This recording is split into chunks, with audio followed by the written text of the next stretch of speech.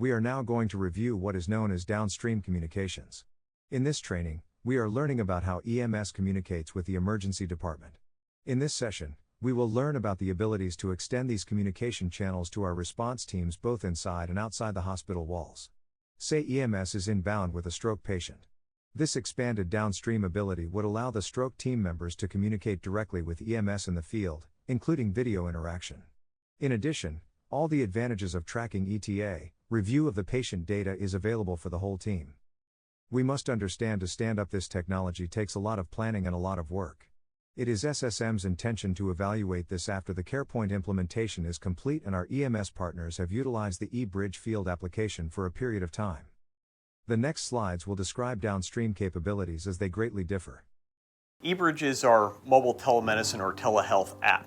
It connects first responders such as EMS and fire departments with the hospital, emergency department, and throughout.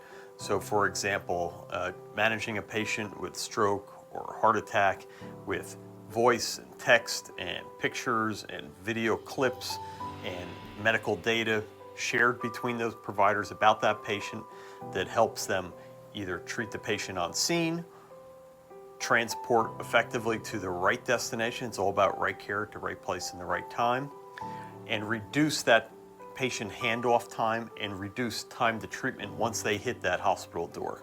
Better outcomes, save more lives. The ability for our downstream teams, such as our stroke team, trauma team, cardiac cath lab to communicate with our partners in the field treating the patient will only exist with the use of eBridge.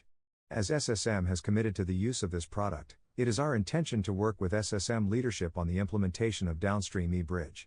As previously stated, the implementation of eBridge takes a lot of work and has to be customized for each ministry.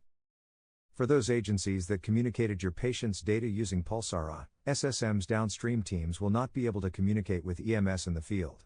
All communication will be handled by nursing staff in the emergency department. Note, SSM's emergency department team will still be able to notify TCD teams using eBridge, and take full advantage of the communication abilities of eBridge, but that communication channel will only be with hospital teams and will not include EMS in the field. As technology evolves, you may see changes in the ability to connect our field providers with our care teams within the hospital. As these advancements with technology occur, SSM is committed to reviewing these abilities and making updates related to improvement in patient care and patient safety. In summary, structured data entered by EMS through the eBridge field application creates significant opportunity for future downstream communication.